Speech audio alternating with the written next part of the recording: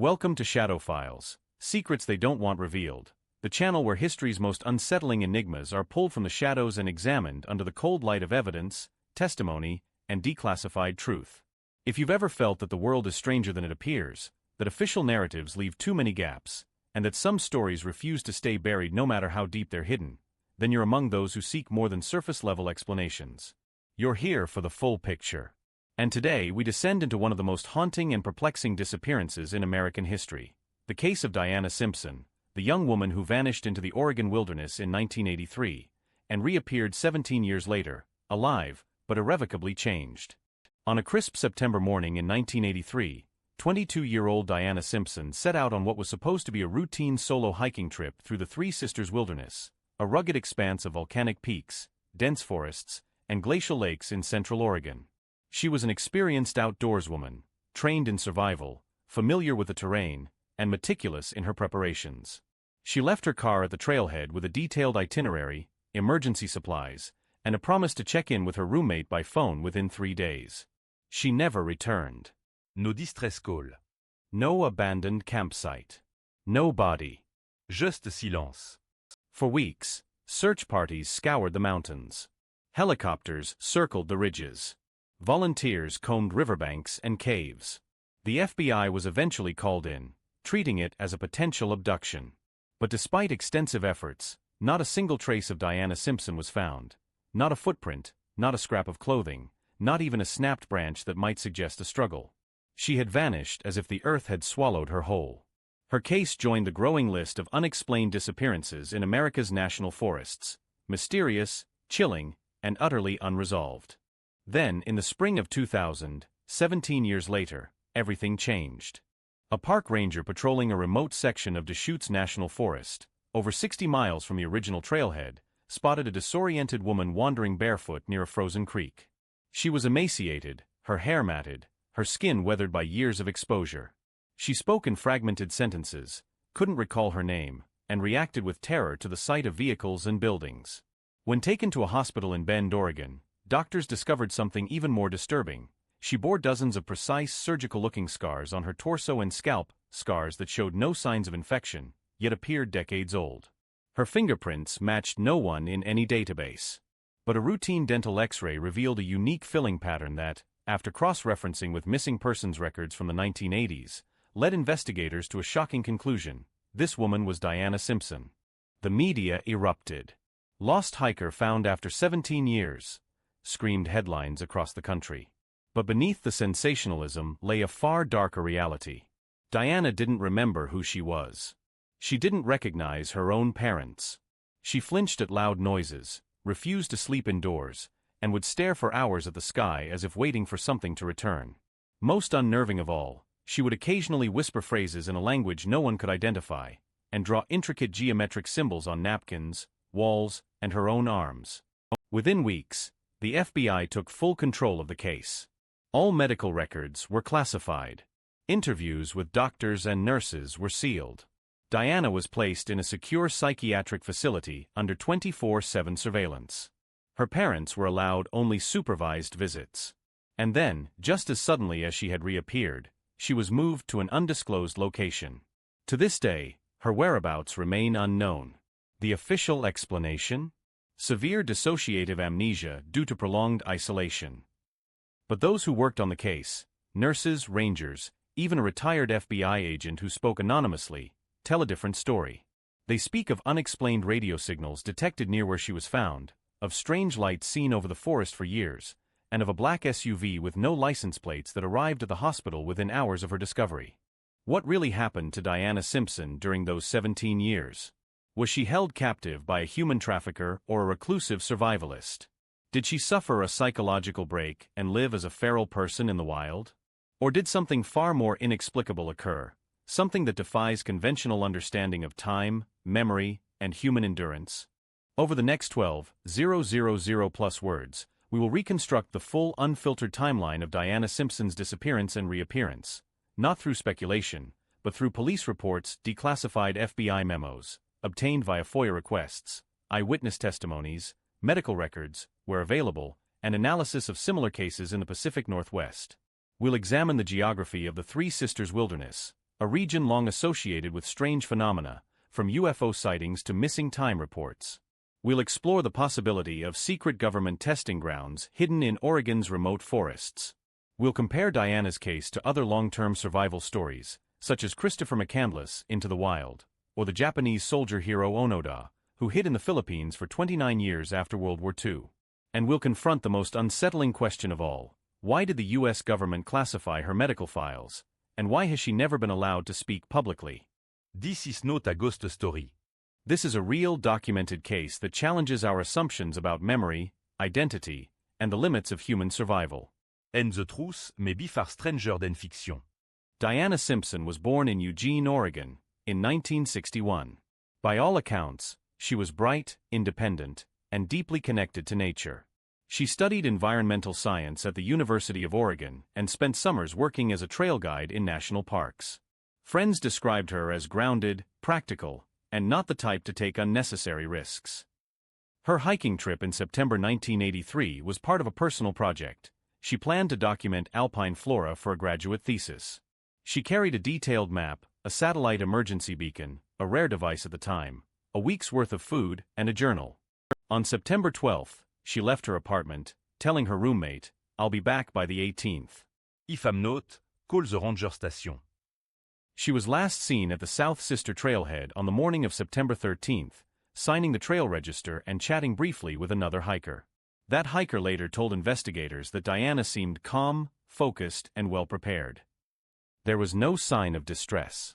When she didn't return by the 19th, her roommate called the Deschutes County Sheriff's Office. A search began immediately. Within days, it escalated to a multi-agency operation involving the U.S. Forest Service, Oregon State Police, and eventually the FBI. Over 200 volunteers joined the effort.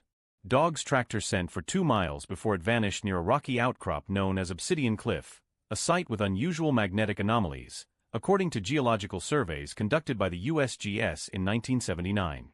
These anomalies were never publicly explained, but internal memos noted interference with compass readings and radio transmission.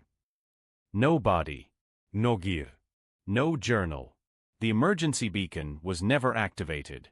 It was as if she had stepped off the trail and into thin air. For years, the case went cold. Then, in 1991, a hiker reported finding a woman's boot near a remote lake 40 miles east of the original trail. It was weathered but intact. Inside was a faded label with the initials DS. The FBI tested it for DNA, but forensic technology at the time couldn't confirm a match. The boot was logged into evidence and forgotten, until 2000, when it was re-examined. Advanced mitochondrial DNA analysis confirmed it belonged to Diana Simpson, but the boot showed no signs of decomposition consistent with 17 years of exposure.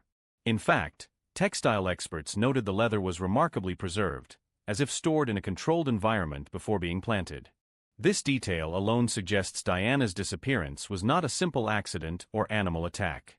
Someone or something had access to her belongings long after she vanished. Then came April 3, 2000. Park Ranger Mark Ellison was conducting a routine patrol near Cultus Lake, a secluded alpine lake rarely visited due to its difficult access. Around 10 a.m., he spotted a figure crouched by the shore, drinking from the lake with cupped hands. As he approached, the woman, naked except for tattered cloth wrapped around her waist, bolted into the trees. Ellison called for backup. After a 3-hour search, they found her hiding in a shallow cave, shivering and muttering. She was transported to St. Charles Medical Center in Bend. Dr. Elena Ruiz, the attending physician, later described her condition in a heavily redacted memo. Patient exhibits extreme photophobia, aversion to synthetic fabrics, and profound disorientation. Cognitive testing suggests retrograde amnesia spanning at least 15 years. However, motor skills and language comprehension remain intact, indicating preserved procedural memory. But it was the scars that alarmed the medical team. Along her spine, abdomen, and skull were linear incisions, perfectly straight, with no scarring typical of infection or poor healing. One scar on her temple appeared to follow the path of the sagittal suture, a precision that suggested surgical training. When asked about them, Diana would only say, "They took pieces, to see if I'd grow back." FBI agent Carl Whitmore, assigned to the case, immediately recognized the name when dental records matched. Within 24 hours, a federal gag order was issued. All hospital staff were required to sign non-disclosure agreements. Local news coverage was abruptly halted after a single report. Diana's parents, now in their 60s, were flown in under escort. Their reunion was heartbreaking. Diana stared at them blankly, then asked, "Do you know where my trees are?" Over the next 6 weeks, Diana underwent extensive psychological and neurological evaluation. She showed no signs of psychosis, yet her memories were fragmented and dreamlike. She recalled a place with no sky, cold rooms with humming walls, and men in gray suits who never blinked. She also spoke of the ones who watched from the trees, not as metaphors, but as literal beings she claimed had protected her. Then, in late May 2000, everything stopped. Diana was transferred in the middle of the night to a federal medical facility. Her parents were told she was under protective custody for her own safety. No further updates were provided. FOIA requests for her medical and FBI files have been repeatedly denied under Exemption 1, National Security, and Exemption 7, Law Enforcement Sensitivity, a highly unusual classification for a missing persons case. Why would a hiker's reappearance trigger national security protocols? One theory points to the location. The Three Sisters Wilderness sits near Camp Relia, a military training base used for urban warfare simulations, and within 100 miles of the Cascade Volcanic Observatory, which monitors seismic activity. More intriguingly, declassified Air Force documents from the 1980s reference anomalous electromagnetic readings in Central Oregon, readings that coincided with multiple UFO reports from pilots and civilians. In 1987, a classified DARPA project called Project Timberline explored the use of remote wilderness areas for bio-isolation experiments. While no direct link to Diana has been proven, the timing and geography raise questions. Declassified NSA intercepts from 1984 to 1986 mention unidentified biological signatures detected in the Pacific Northwest, possibly linked to Soviet bioweapon testing. Could Diana have stumbled upon a clandestine facility, American or foreign, conducting human experimentation? Her surgical scars, lack of aging, and linguistic anomalies fit the profile of a subject in a long-term bioenhancement program. Another angle involves human trafficking networks. Oregon has long been a corridor for illicit activity, and remote forests provide ideal hiding places. But 17 years of captivity without detection? And the surgical scars? That suggests something far more organized, and possibly state-linked. In 2003, a former CIA contractor named Richard Vail, name changed for protection, claimed in a sworn affidavit that Diana's case was discussed in a 1999 interagency meeting about recovered assets from off-grid containment. He described her as a high-value anomaly due to her resilience to neural reconditioning. The affidavit was later dismissed as hearsay, but it resurfaced in 2018 during a Senate subcommittee hearing on missing persons.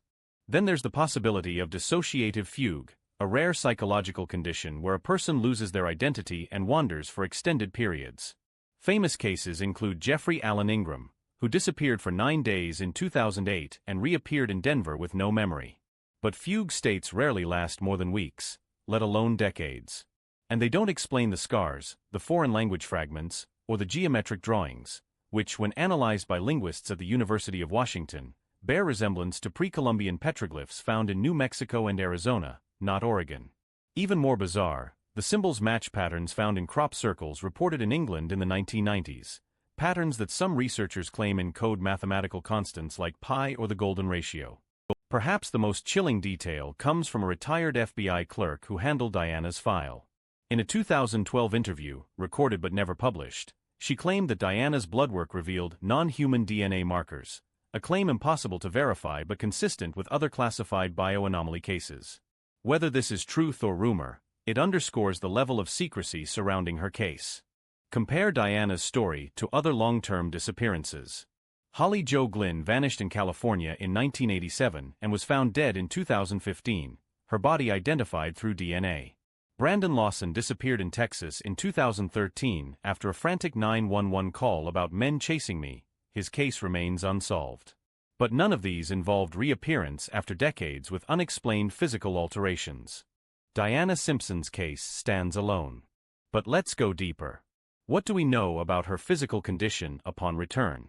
Medical logs, partially declassified in 2011 after a lawsuit by the Oregonian, reveal that Diana's telomeres, the protective caps on chromosomes that shorten with age, were unusually long, suggesting her biological age was closer to 25 than 39.